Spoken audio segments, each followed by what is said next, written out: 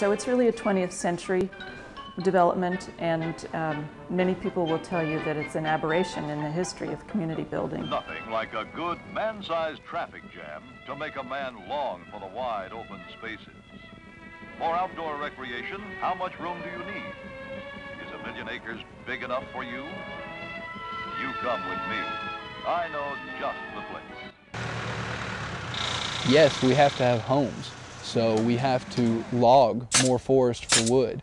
We have to build upon more sites, but at the same time, we have to provide for wildlife. We have to provide for conservation interests, and when those two entities meet, it's an area for intense conflict.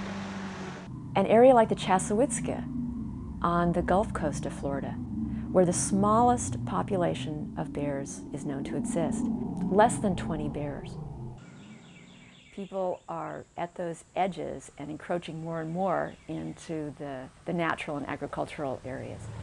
We have several of the fastest growing counties in the United States right here in our own state.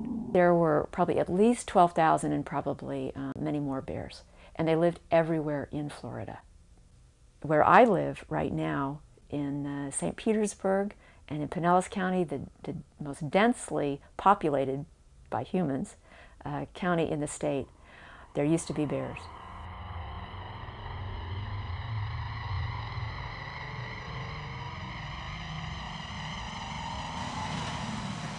People start to think that losing one species is not that big of a deal. Losing one species is a big deal.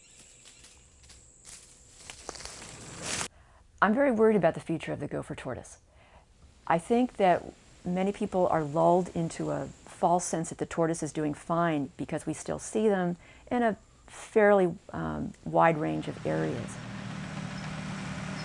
The way that development is going, I would consider the gopher tortoise to be an endangered species in South Florida, a little better off in the northern areas. There's an abundant amount of wildlife in this area, but a real problem with it is the fact that it is isolated from the rest of most of Florida or central Florida. Now a key point is trying to create corridors to somehow connect these patches of habitat from one another, so you don't have just isolated island populations. You have one contiguous population